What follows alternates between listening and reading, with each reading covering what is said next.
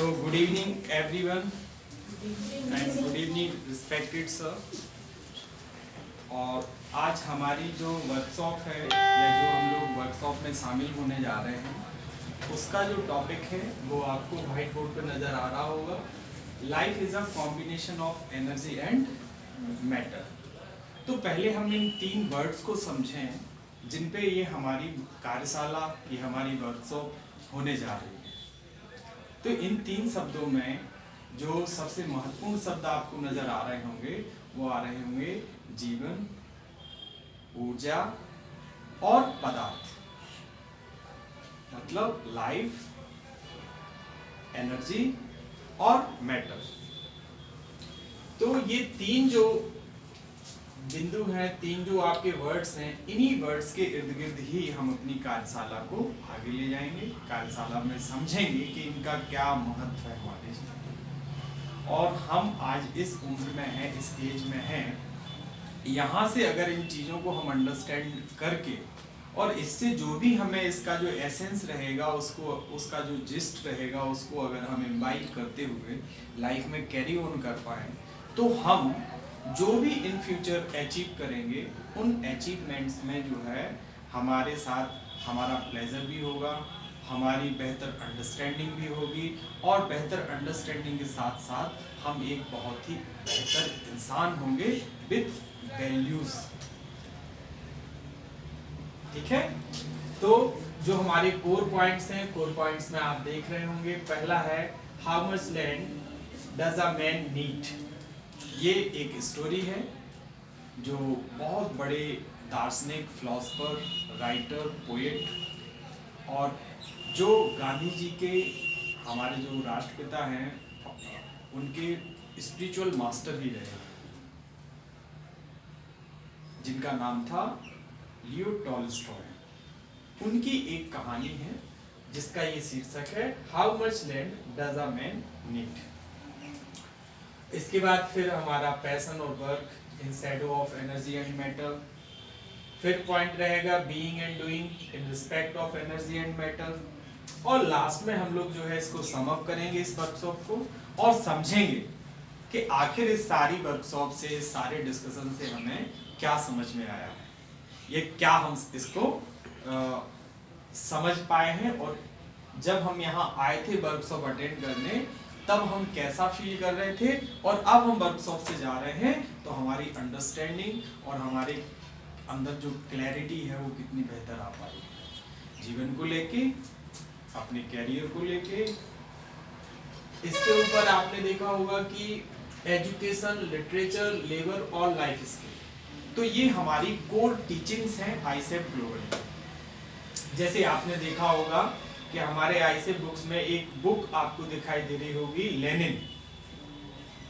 तो ये एक ऐसे लीडर रहे हैं जो रशियन एक कंट्री है, रूस एक कंट्री है वहां के, जहां पे इन्होंने लेबर क्लास के लिए जो है इंस्पायर करके, मोटिवेट करके उस कंट्रीज में कुछ ऐसी शॉर्टकमिंग थी, ऐसी कुछ कमियां थी जिनको दूर करने के लिए उन्होंने कार्य किया और वो सक्सेस हुए।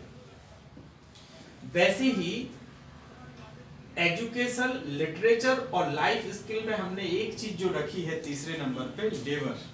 मतलब कि हमारे जीवन में किसी ना किसी रूप में श्रम शामिल होना चाहिए, और वो श्रम किसी भी रूप में हो सकता है। अगर हम बहुत बड़े एजुकेशनिस्ट हैं, बहुत बड़े इंटेलेक्चुअल हैं, बहुत बड़े स्कॉलर हैं या बहुत पढ़ने वाले स्टूडेंट हैं, तो इसका मतलब ये नहीं हो जाता है कि हम अपने जीवन में लेबर के इंपॉर्टेंस को कम करें या लेबर के इंपॉर्टेंस को हम कम नजरिए से देखें।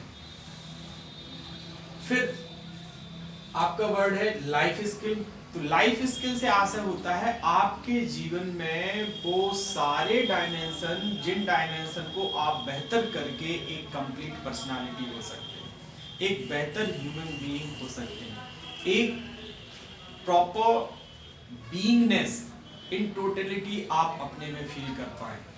तो जब आप आज से छोटी छोटी लाइफ स्किल जीवन में शामिल करोगे, श्रम भी जो है वो एक लाइफ स्किल है, टाइम पे आना, टाइम पे कोई कार्य शुरू करना, वो भी एक लाइफ स्किल है। मॉर्निंग में जैसे आप लोग हमें वेकअप कॉल करते हो, वेकअप मैसेज करते हो, वो भी एक लाइफ स्किल है कि आप जैसे उठते हो मुझे एक मैसेज ग्रुप पे छोड़ देते हो, sir I wake up at 5 o'clock, I wake up 5:30। तो ये लाइफ स्किल आपके अंदर आ रही है। नेक्स्ट लाइफ स्किल आपके अंदर जैसे डायरी राइटिंग, ये भी आपकी एक लाइफ स्किल है। जो भी यहाँ से पढ़ के जाते हो घर पे 15 मिनट आप जो है पढ़ते हो, उसको एक बार जो है रिवाइज करते हो, ये भी एक लाइफ स्किल है। तो ऐसी कई तरह की लाइफ स्किल है। जैसे जैसे आपकी उम्र बढ़ती रहेगी आपके जीवन में इस तरह की लाइफ स्किल भी शामिल होते जाएंगी, और अगर उनको अटेंटिव होके, फोकस्ड होके आप अपने जीवन में इनवाइट करते हो, उन्हें अपने जीवन में शामिल करते हो, तो आप जो है और बेहतर होते जाओगे, और आपके अंदर जो है आपकी पर्सनालिटी, आपकी मेंटल लेवल में, आपकी नॉलेज में जो है और ज़्यादा क्लैरिटी आएगी, और ज़्यादा ग्रोथ आएगी, आप और बेहतर इंसान भी बन पाएंगे, साथ ही साथ आप एक बेहतर प्रोफेशनल पर्सन भी बन पाएंगे। जिस भी प्रोफेशन में आप होंगे, चाहे आप एडमिनिस्ट्रेटिव सर्विस में जाएं, चाहे डिफेंस सर्विसेज में जाएं, चाहे जुडिशियल सर्विसेज में जाएं, या जो भी सबऑर्डिनेट सर्विसेज हैं, टीचर हों, राइटर हों, जो भी आप होना चाहें, उन हर कार्य में जो है आपके अंदर एक अलग तरह की प्रोफिशिएंसी होगी। तो वहाँ जब आप कार्य करेंगे, वहाँ आप जो है बहुत ही बेहतर ढंग से कार्य करते हुए आप लोगों की नज़र में भी आएंगे। जैसे हमारे बीच में आज जो हमारे वर्कशॉप में गेस्ट आए हैं, जैन सर के नाम से सब लोग उन्हें जानते हैं, पीसी जैन सर। तो सर जहाँ पे भी जिस भी विद्यालय में रहे हैं, उस विद्यालय के बच्चे तो उन्हें बहुत अच्छे से जानते हैं, साथ में आसपास के लोग भी उन्हें बहुत अच्छे से जानते हैं कि सर जो है पढ़ाने के प्रति बड़े ईमानदार रहे, डिसिप्लिन को लेके सर बड़े सचेत रहे, और सर की ऐसी निष्ठा रही अपने कार्य के प्रति कि रिटायरमेंट के बाद भी सर उन कार्यों को और विस्तार दे पाए, और जहाँ पे भी कोई भी सोशल वर्क का कोई कार्य हो, जहाँ पे भी कुछ अच्छा कार्य हो रहा हो, जो भी सर के लिए एक बार भी कॉल करे या सर को लेने पहुँच जाए, तो सर जो है वहाँ उस कार्यक्रम में शामिल होते हैं, और अपनी उपस्थिति से उन लोगों को जो भी लाभ पहुँचना होता है वो लाभ पहुँच जाता है। तो आज हम असमर्थ थे सर को लेके आने के लिए, तो देखिए सर की ब्लेसिंग्स और ग्रेस और अपनापन कि सर जो है मेरी असमर्थता को समझे, और सर देखो अपना कार्यक्रम शुरू होने से पहले भी सर आ गए। तो ये अपने लिए जो है एक अपने आप में जो है एक कॉन्फिडेंस देने वाली चीज़ है कि हाँ, तो ये जो क्वालिटी है, इस क्वालिटी के आने में सर का पूरा जीवन खप गया। ऐसे ही जीवन में आप भी कभी किसी अच्छे मुकाम पे पहुंचे और कोई आपको एज ए गेस्ट याद करता है, तो उसमें आप ये समझिए कि आपने जो भी सोसाइटी से लिया है वो आपको सोसाइटी लौटाने का मौका दे रही है,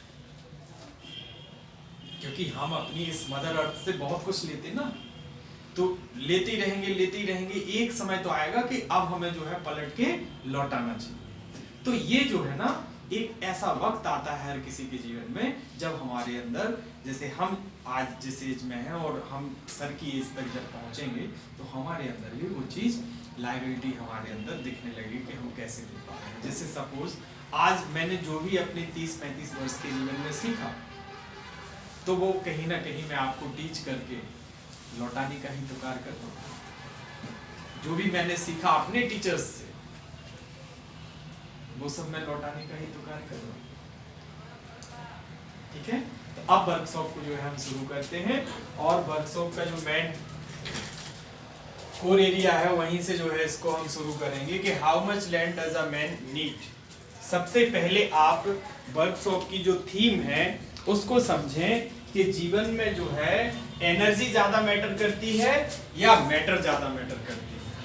तो हमारे जीवन में जब भी हम एनर्जी के क्लोज जाएंगे, जब भी आप देखेंगे कि आपके अंदर एक बेहतर जो है बैलेंस आ रहा है, आपके अंदर एक बेहतर थॉट्स आ रहे हैं, आपके अंदर एक बेहतर कामनेस और पीसनेस ग्रो हो रही है, और आप किसी कार्य को लेके बड़े ही अटेंटिव और क्रिएटिव फील कर रहे हैं।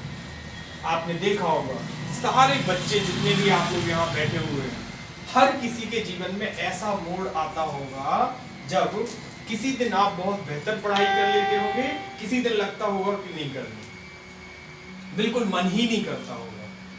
जिस दिन आपका पढ़ाई करने का मन नहीं करता है, आप बिल्कुल समझिए कि आपका जो माइंड है वो किसकी ओर डाइवर्ट हुआ है, मैटर की ओर।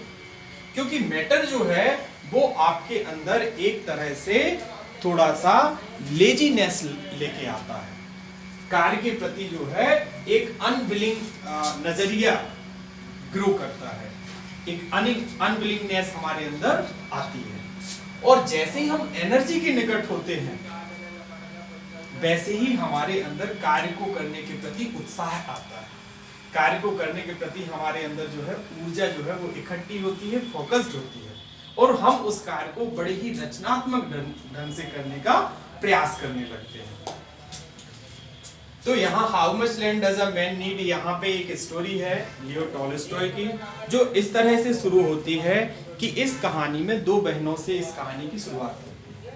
दो बहनें होती हैं, एक बहन बड़ी होने के बाद उसकी शादी एक बहुत बड़े बिजनेसमैन से होती है शहर, किसी बड़े शहर में, और एक छोटी बहन होती है जिसकी शादी एक गांव में किसान परिवार में होती है, एक विलेज में किसान परिवार में। अब दोनों की जो लाइफ स्टाइल है, उन लाइफ स्टाइल को लेके जब बड़ी बहन छोटी बहन के यहाँ आती है तो वो कहती है शहर का जीवन तो बड़ा अच्छा है, हमारे यहाँ रेस्टोरेंट्स हैं, हमारे यहाँ होटल्स हैं, हमारे यहाँ जो है अच्छी सुविधाएं हैं, हमारे यहाँ बेहतर इलेक्ट्रिसिटी की कनेक्टिविटी है, ये सारी चीजें जो है, जैसे आपने देखा ना किसी के पास बहुत अच्छे शूज हो, मेरे शूज देखो कितने अच्छे हैं, आपके, हम लोग, तो ये रहता है हर किसी में। तो वहां पे जब वो छोटी बहन से इस तरह से बात करती है तो छोटी बहन कहती है कि भले ही आपके शहर में बहुत कुछ हो, लेकिन हमारे गांव में वो फिजिकल लेबर करने के बहुत सारे ऑप्शन हैं, फिजिकल लेबर करने के बहुत सारे ऑप्शन हैं, और साथ ही साथ हमारे गांव में एंजाइटी नहीं है। एंजाइटी मतलब तनाव, आप लोग इतना सारा मेंटल वर्क करते हो लेकिन रात को आपको नींद नहीं आती। हमारे यहाँ हम इतना सारा कार्य रहता है हमारे यहाँ लेबर का कि शाम को पता ही नहीं चलता कब नींद आ गई। तो कहने का आशय ये कि हमारे जीवन में हर डायमेंशन में जाके हम अगर देखें तो हर पहलू का अपना एक प्रॉपर इंपॉर्टेंस है, चाहे वो हमारी स्लीपिंग हो, चाहे वो हमारी लर्निंग हो, चाहे वो हमारी डूइंग हो, चाहे वो हमारे और अदर वर्क हो। सारे कार्यों का, सारी चीजों का अपना अपना इंपॉर्टेंस है, किसी के भी इंपॉर्टेंस को कम या ज्यादा नहीं किया जा सकता। तो यहाँ पे जब वो इस तरह से बात आगे बढ़ती है तो अब यहाँ पे तीसरे कैरेक्टर की एंट्री होती है, और वो तीसरा कैरेक्टर होता है दीना इस स्टोरी में। और दीना जो है वो एक किसान होता है, और वो छिपकर जो है दोनों बहनों की बातें सुन रहा है। छोटी बहन का वो पति है, छुप करके जो है वो दोनों बहनों की बातें सुन रहा है। और दीना के अंदर ये थॉट आता है कि क्यों ना हमारे पास कुछ ज्यादा जमीन हो जाए तो हम जो भी खेती पाती करते हैं हमारी खेती पाती का विस्तार हो जाएगा। विस्तार हो जाएगा तो जो ये बड़ी बहन जो है बड़ी बातें कर रही है, हम भी उस तरह की सुविधाएं अपने लिए जुटा पाएंगे। तो ये थॉट उसके अंदर चलता है, और कुछ ही दिनों में उसको एक खबर मिलती है कि गांव की जो बूढ़ी काकी हैं, जो जमींदारन काकी हैं, वो जो है अपनी जो है जमीन कुछ बेच रही है। तो उन काकी के पास करीब करीब 300 एकड़ के आसपास जमीन है, और उस जमीन को जो है वो दूसरों को बेचने के लिए राजी है। तो ये अपनी पत्नी से कहता है दीना कि क्यों ना हम 30-40 एकड़ जमीन खरीद लें। तो अभी जो छोटे से रकबे में हम खेती करते हैं फिर बड़े रकबे में करेंगे, हमारे अंदर हमारे पास भी सुविधाएं होंगी। तो ये लोग जैसे तैसे जो है अपनी व्यवस्था करने के साथ साथ अपने जो है जो उसकी वाइफ है, वाइफ के जो है ब्रदर से कुछ पैसा ले लेते हैं, अपने साले से दीना, और जो है 40 एकड़ जमीन ये खरीद लेते हैं। कितनी? 40 एकड़। कितनी? 40 एकड़। और उस जमीन में ये है जो है कार्य करता है, अच्छी फसल उगाता है, और अच्छी फसल उगाने के साथ साथ जो है इसको अच्छी पैदावार मिल जाती है। जब इसको अच्छी पैदावार मिलती है तो इसका लालच और बढ़ता है कि क्यों ना हमारे पास 40 एकड़ जो जमीन है, 40 एकड़ जमीन के साथ साथ हमारे पास थोड़ी और जमीन हो जाए, 100 एकड़ के आसपास हो जाए, तो हम और बेहतर खेती करेंगे, और बेहतर हम अनाज उगा पाएंगे। तो फिर क्या होता है कि ये अपने घर पे बैठा होता है और एक वहां से कोई व्यापारी गुजरता है और वो व्यापारी बताता है कि सतलुज नदी के पार एक नदी है, उसके पार आपको जो है इतनी प्यारी जमीन मिलेगी और बहुत ही कम दामों में मिलेगी, और वहां पे आप जो है इससे ज्यादा पैदावार कर सकते हो। दीना को ये पता चलता है, जैसे ही उसको पता चलता है वो इसका जो है कंटेम्पलेट करने लगता है, मनन करने लगता है, और जो है वो अपने सहयोगी के लिए साथ लेके और उसको चल पड़ता है। करीब करीब उसको 6-7 दिन लगते हैं, उस जगह पहुंचता है।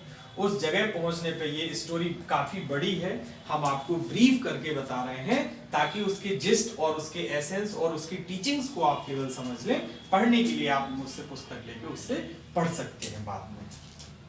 तो जब वहां 7 दिनों में वहां पहुंचता है तो वहां पे जो है एक भील जाति के जो है पूरा समुदाय, एक पूरा कबीला रहता था, और वो लोग ना खेती पाती करना जानते थे, ना ही वो ये जानते थे कि अनाज भी कोई चीज होती है। बस अपना ये पशु और ये सब फल फ्रूट खा के इसी तरह से वो रहते थे। जमीन की जो महत्ता है वो उन्हें समझ में ही नहीं, उतनी समझ ही नहीं थी। वहाँ ये जाके और उन लोगों से रिक्वेस्ट करता है कि भाई इस तरह से जो है हम खेती करते हैं, और आपके यहाँ पे हमने सुना कि मिट्टी जो है काफ़ी उपजाऊ है। मेरे यहाँ ये मिट्टी उतनी उपजाऊ नहीं है जिससे हम कम फसल उगा पाते हैं। यदि आप हमें ये ज़मीन दे दें तो हम और अच्छी खेती कर पाएंगे। मेरी बात समझते जाइएगा, बाद में मैं इसमें से प्रश्न पूछूंगा आपसे कि इसमें आपको क्या समझ में आया। ठीक है, तो एक एक शब्द को जो है बड़े अच्छे से सुनिएगा। अब जैसे ये बात वो रखता है तो वो लोग कहते हैं कि हमारे जो सरदार हैं वो किसी दूसरे गांव में गए हुए हैं, सरदार आ जाएंगे तो फिर आप लोग जो है आप लोग अपने हमारे सरदार से डिस्कस कर लेना, और जितनी जमीन चाहिए हम लोगों के पास तो काफी ले लीजिए, जहां जहां तक आप देख रहे हो सब हमारी जमीन है तो ले लेना आप। अब यहाँ पे क्या होता है कि अगले दिन जब सरदार आता है तो सरदार के आने के बाद ये अपना प्रस्ताव सरदार के सामने रखता है। तो सरदार कहता है ठीक है, हम राजी हैं, और बताएं आप ले लें जितनी आपको चाहिए हो जमीन। बोली तो आप हमें दाम बताएं। तो सरदार कहता है हमारा दाम 1000 रुपया प्रतिदिन है, 1000 रुपया प्रतिदिन है। उसे समझ में नहीं आता कि ये कैसी जमीन का दाम बता रहा कि 1000 रुपया प्रतिदिन। तो फिर सरदार उसे समझाता है कि 1000 रुपया प्रतिदिन से मतलब हमारा ये है कि आप सुबह जहां से भी चलेंगे 1000 रुपये रख दीजिए, और जहां से भी आप चलेंगे वो लौट के उसी जगह पे सूरज डूबने से पहले आ जाएंगे, उतनी जमीन आपकी हो जाएगी। फिर से सुनिएगा, 1000 में आपको इतनी जमीन मिलेगी कि सुबह सूरज निकलने के बाद जहां से आप चलना शुरू करोगे, शर्त यह है कि शाम तक आपको उसी जगह पे आना होगा, और अगर आ गए तो जितनी जमीन आप पैदल चल लोगे वो जमीन आपकी हो जाएगी, और अगर नहीं आ पाए तो आपके पैसे हम नहीं लौटाएंगे और आपको जमीन भी नहीं मिलेगी। समझ गए? ये जो है बात होती है।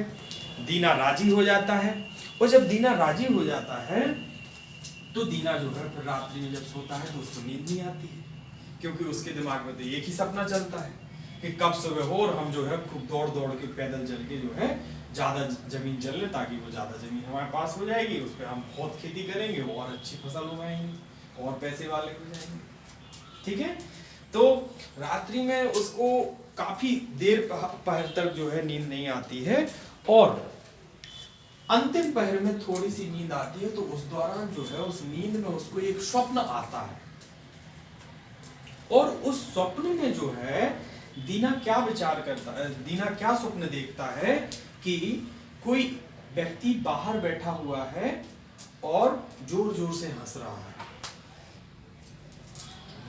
तो ये जाके और कुंडी खोल के देखता है, आवाज ऐसी लग रही थी उसे जैसे सरदार बैठा हो, लेकिन जब वो ऐसे करके देखता है तो देखता है कि ये तो सरदार नहीं, ये तो वो व्यापारी है जो हमारे गांव आया था और हमारे गांव आके जो है उसने कहा था कि दूर एक नदी के पार बड़ी अच्छी माटी है और वहां जो है आप खूब सारी जमीन है, वहां आप खेती कर सकते हो।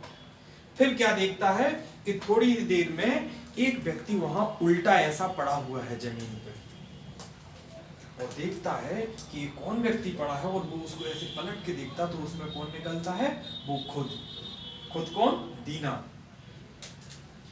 खुद निकलता है। तो वो जो है हड़बड़ा जाता है और हड़बड़ाहट में उसकी आंख खुल जाती है।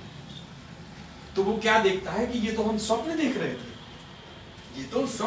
थे, हम कि स्वप्न में जो है हम मर गए हैं, उल्टे डले हैं, स्वप्न में ये सरदार भी आया, स्वप्न में वो किसान भी आया, स्वप्न में, तो उसको वो स्वप्न समझ के और भूल जाता है, ज्यादा उस पर विचार नहीं करता, और फिर ये सोचता है कि अब हम सोए ना, क्योंकि सो जाएंगे तो सूर्य जो है वो ऊपर चढ़ाएगा और हमें नुकसान हो जाएगा। तो वो क्या करता है कि तुरंत जो है वहां से निकलता है और सरदार के पास पहुंचता है कि भोर होने वाली है, आप चलिए। सरदार ने कहा चाय पिए, अरे नहीं आप तो चलिए। तो ये सब लोग निकलते हैं तैयारी करके, अपना वो फाड़ा वाड़ा जो है थोड़ा बहुत खाने के लिए बांध के, पानी भर के सब चलता है। और जब वो चलता है तो खेत पे पहुंचता है, वहां पे जो है वो गड्ढा खोदते हैं और गड्ढा खोद के निशान लगाते हैं कि यहाँ से हम चलना शुरू कर रहे हैं, और वो चलना शुरू कर देता है। चला जाता है, जितना आगे वो जाता है उसको उतनी ही सुंदर जमीन मिलती जाती है। उसे दिख रहा, अरे ये तो बहुत काली मिट्टी है, यहाँ तो अच्छी फसल होगी, और आगे जाएगा तो और सुंदर जमीन, और बेहतर जमीन, और उपजाऊ जमीन। और इस कारण से क्या होता है कि वो एक लंबी दूरी तय कर चुका होता है,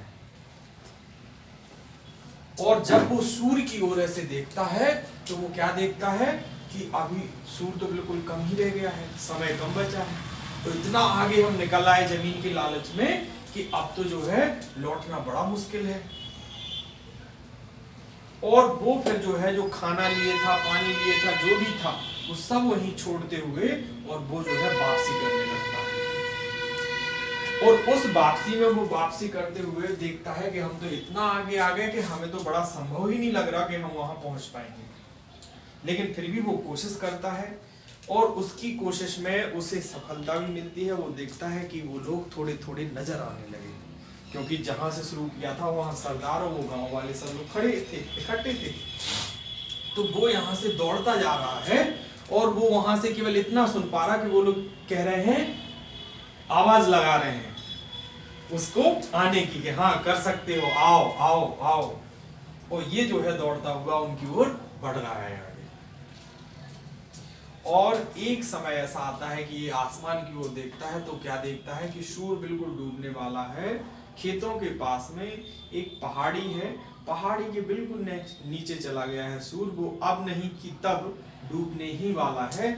और ये जो है इस असमंजस में आता है कि ऐसा ना हो हम पहुंच ना पाए, और अगर नहीं पहुंच पाए तो हमारे पैसे भी चले गए 1000 रुपए, और साथ ही साथ जो हमने ये सारा दिन जमीन चली है ये भी हमारे हाथ से चली गई। तो ये और तेज दौड़ता है, और दौड़ते दौड़ते इसके पैर में ठोकर लगती है और ये गिर पड़ता है। जैसे ही ये गिरता है, इसका हाथ जो है उन पैसों और वो सरदार की जो पगड़ी रखी थी वहां उस पर पड़ता है। तो ये ऐसे जो है आंख नहीं खोल पाता, इतना थक जाता है। तो उस पर जब हाथ पड़ता है तो ये फील करता है कि हम आ गए हैं, और सूर्य की तरफ देखता है, और इतने में उसकी डेथ हो जाती है। जैसे ही उसकी डेथ होती है, उसका वो सहयोगी जो उसके साथ आया था, वो एक 6 फुट का गड्ढा खोदता है। उस गड्ढे में जो है दीना को वो गाड़ देता है, जैसे कि आप देखते हो लोगों को, तो ऐसे गाड़ देता है, और वहां पे जो है कहानी समाप्त होती है। अब इस स्टोरी से आपको क्या समझ में आया? क्या आपने गेट इन किया? जो भी गेट इन किया वो आपको अपनी डायरी में लिख लेना है और मुझसे कल मैं इस पे जो है आपसे प्रश्न करूंगा कि भाई आपको क्या समझ में आया।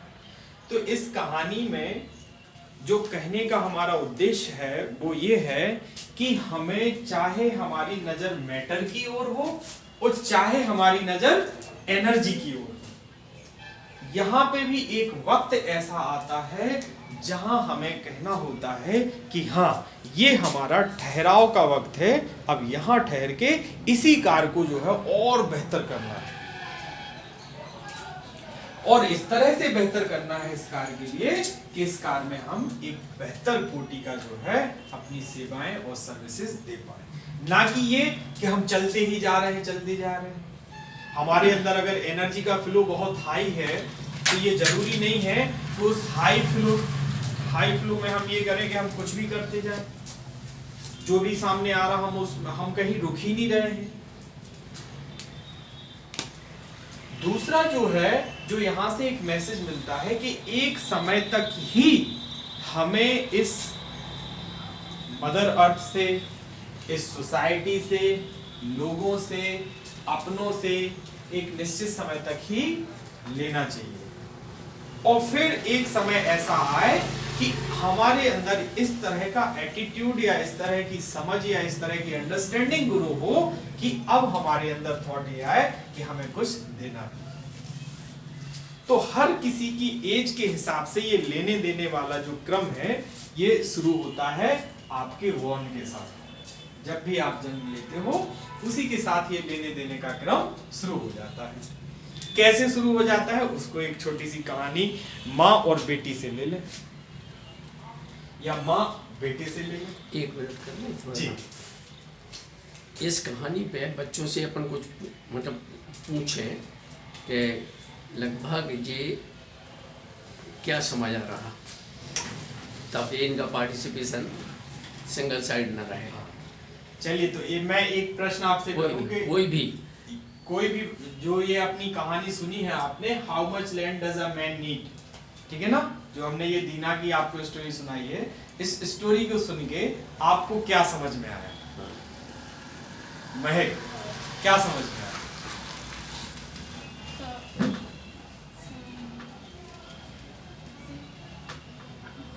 तो जितना कर पाए उतना ही करना चाहिए। बहुत बढ़िया, तो अच्छा है, बढ़िया बढ़िया। मयंक पहले तो ये बताएं ये स्टोरी आपको कैसी लगी? सर ये स्टोरी मुझे बहुत अच्छी लगी और इससे मुझे बहुत कुछ सीखने को भी मिला, जैसे कि हमें उतना ही कुछ करना चाहिए जितना हम कर सकते हैं और जितनी उसके लिए हमारे लिए फीलिंग्स हो। बस। नाइस। आयुषी आपको क्या समझ में आया?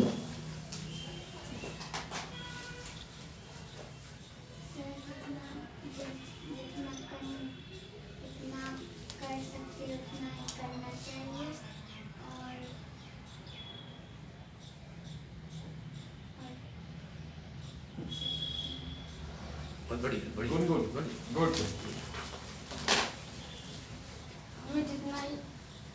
हमें जितना ही करना चाहिए, जितना कर सकते हैं, वरना जितना आगे बढ़ सके फिर पीछे मुड़ भी नहीं सकते। बढ़िया। प्रिंस क्या समझ में आया इससे? ये सरपंच जी के बेटे हैं जिनके गांव में अच्छा हमने आपके पापा को पढ़ाया है, पता है? आपके पापा जी को पढ़ाया है सर? उतना ही करना चाहिए। तुम्हारा क्या नाम बेटा? परी। नहीं इनका। हाँ परी, गुनगुन। परी आप बताएं। हमें जितना करना चाहिए उतना ही कर सकते हैं।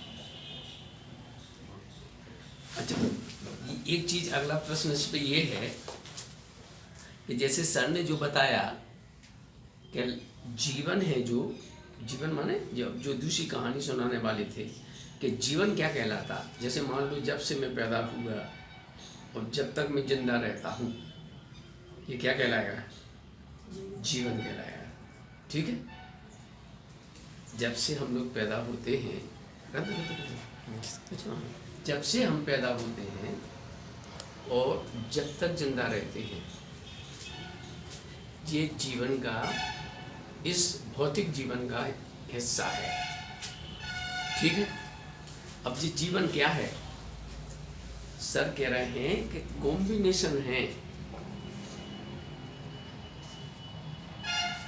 इसको कॉम्बिनेशन का मतलब यहाँ पे हम क्या समझे? आप लोगों ने क्या समझा कॉम्बिनेशन का मतलब? उन्होंने कहा कि एनर्जी और मैटर के बीच का जो कॉम्बिनेशन है वो क्या है? क्या है? जीवन। जैसे मान लो हम जब से पैदा हुए, जब तक मर नहीं जाते, उसमें एक हमारा जीवन है। तो इस जीवन में हमारा एनर्जी और मैटर के बीच में हमने क्या कॉम्बिनेशन बनाया? अब कॉम्बिनेशन का आप यहाँ पे अर्थ क्या ले रहे हो? समझ आ रहा है कुछ कॉम्बिनेशन का मतलब क्या? कॉम्बिनेशन का मतलब क्या है? जैसे जीवन है वो एनर्जी और मैटर के बीच में कॉम्बिनेशन है। इस कॉम्बिनेशन को आपने क्या समझा, या हिंदी में क्या शब्द दोगे इसको? तालमेल। तालमेल। बहुत बढ़िया, चलो भाई, तालमेल हो गया, बहुत बढ़िया है। अब ये बताओ कि तालमेल जो दीना ने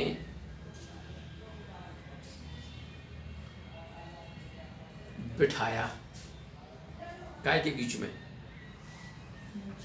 उसके पास जो एनर्जी थी, एनर्जी क्या थी? उसकी खुद की क्षमता। और इधर मैटर क्या था?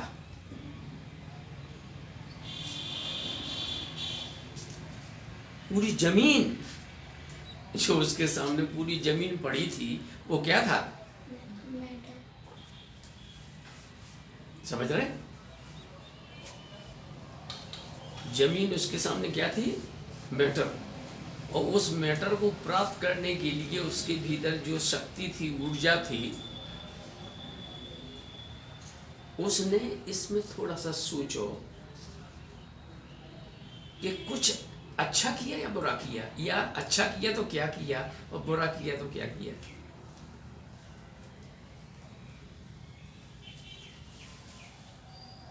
अपना दिमाग दौड़ाओ।